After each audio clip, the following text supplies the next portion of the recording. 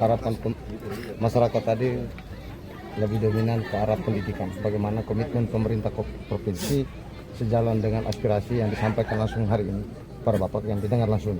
Silakan Bapak. Baik, jadi rekan-rekan sekalian, hari ini saya dengan beberapa pimpinan OPD, staf khusus, staf ahli Pemprov NTT bersama Bapak Wakil Bupati, Bapak Kapolres, Bapak Dandim, Ibu Ketua Pengadilan Negeri, kami datang mengunjungi masyarakat, saudara-saudara kita yang timpa bencana di Lewotobi. Tadi kita sudah tatap muka dengan masyarakat dan saya menanyakan apa yang menjadi keluhan-keluhan dari masyarakat, harapan-harapan dari masyarakat, ya. Itu ada 3 hal. Yang pertama adalah pendidikan yang menjadi keprihatinan daripada keluarga-keluarga di pengungsian ini. Yang kedua adalah masalah kewajiban-kewajiban mereka diperbankan, dan yang ketiga adalah masalah pekerjaan. Ya. Nah, saya bisa pastikan bahwa untuk masalah pendidikan ini akan mendapatkan perhatian khusus baik dari pemerintah provinsi maupun dari pemerintah pusat. Ya, kita akan menyampaikan kepada pemerintah pusat apa yang menjadi harapan dan keluhan daripada masyarakat untuk anak-anak bisa terus sekolah, khususnya mereka yang sedang menempuh pendidikan tinggi ataupun yang akan masuk pendidikan tinggi atau universitas. Ini akan menjadi perhatian saya bawa ke provinsi untuk kita bahas, diskusikan dengan gubernur dan DPRD untuk kita melihat apa yang dapat kita lakukan. Juga tentu kalau kita tidak mampu untuk menanggung semuanya, tentu kita akan bawa lagi ke pemerintah pusat. Ya, saya yakin pemerintah pusat akan memberikan perhatian untuk ini, khususnya masalah pendidikan.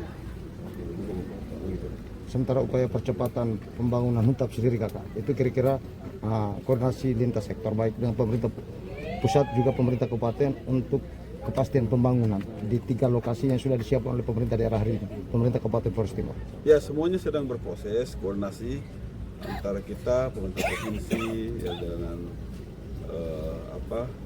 BNPB, ya, dengan Kementerian Sosial, dengan Kementerian PUPR, semuanya sedang berproses. Jadi kita tunggu, kita sabar, ya, karena semuanya memang butuh butuh proses, ya, butuh perencanaan yang matang. Karena masalah anggaran ini kan kita juga tidak bisa begitu butuh langsung anggaran ada untuk kita gunakan. Semuanya ada proses tahapannya yang membutuhkan kesabaran kita. Baik, Pak Wagub, saya mungkin ke Pak Wagub dulu. Pak Wagub, mungkin secara teknisnya seperti apa Pak? Tadi sudah ada ketegasan dari Pemda Flores Timur soal bantuan untuk biaya kuliah. Besarannya berapa? Mungkin secara teknisnya. Juga jumlah. Baik, terima kasih. Berdasarkan hasil rekapitulasi data khusus untuk mereka yang sedang berkuliah di mana saja, itu sekitar 225 siswa. Pasti bantuannya di dalam tahun ini. Besaran berapa ya saya tidak bisa sampaikan.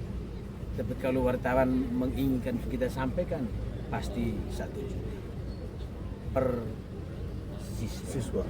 Kecil tetapi besar secara akumulatif. Itu di dalam tahun ini sebelum perubahan APBD. Kita berharap sebagaimana disampaikan oleh Pak Wakil Gubernur, pemerintah provinsi juga pemerintah pusat. Baik Pak Wagub, saya sedikit melanjutkan apa ditanyakan oleh wartawan terkait percepatan. Saya kira negara sudah hadir dan ready untuk bangun. Hanya persoalan kita di akses jalan masuk. Tadi saya sudah sampaikan progres per hari ini 5 kiloan. Dari 5,5 sampai di lokasi Nobo Leto. Berarti kita pastikan di dalam bulan Agustus mulai proses pembangunan hunian tetap 535 Di dalam tahun ini juga akan ada pembangunan jalan hot mix masuk 5,5 km sekitar 30-an miliar. Jadi semuanya sudah tersedia, hanya prosesnya ini yang secara bertahap. Baik, Ini semuanya masih berproses lah. Pak Gub, proses bencana ini kan sudah berlangsung selama 2 tahun dan kemungkinan besar bebatuan atau pasir yang ada di puncak gunung itu sudah sangat tebal. Apakah sudah ada riset dari BNPB ataupun lembaga lain berkaitan dengan ketebalan pasir? Karena ini juga menjadi ancaman untuk warga yang berada di Lotobi, perempuan, penduduk yang di sekitar situ, Pak.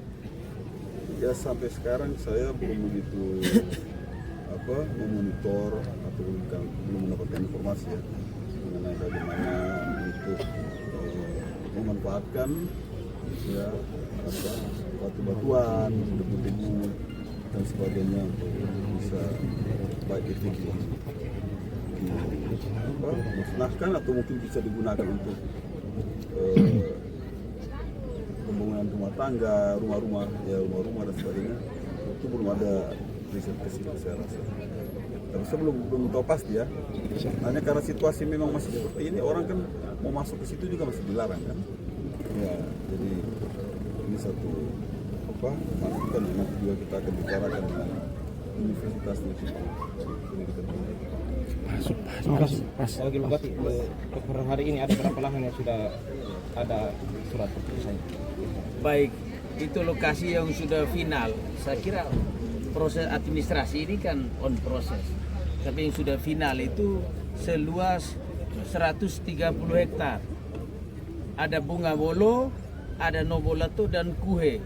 Kuhe itu Walang Wolo dan Kumanang. Itu lokasi terpusat untuk kepentingan pembangunan hunian tetap. Meski demikian, sebagaimana saya sampaikan tadi, kita juga diberi ruang untuk ada pertimbangan-pertimbangan kearifan lokal. Ada lokasi yang dekat dengan lokasi Nawokote, juga Boru Kedang. Tapi untuk sementara seluas 130 hektar kita bebaskan. NJOP-nya 10.000 berarti 13 miliar. Sebagaimana tahun ini karena pengadaan tanah lebih dari 5 hektar itu tanggung jawab pemerintah provinsi. Alokasi dari pemerintah provinsi tahun ini sekitar 3 miliar lebih. Kita berharap Pak Wakil Gubernur daerah sendiri tidak sanggup untuk 13 miliar pengadaan tanah. Jadi kita berharap kolaborasi itu juga tetap kita bangun untuk membantu pemerintah daerah.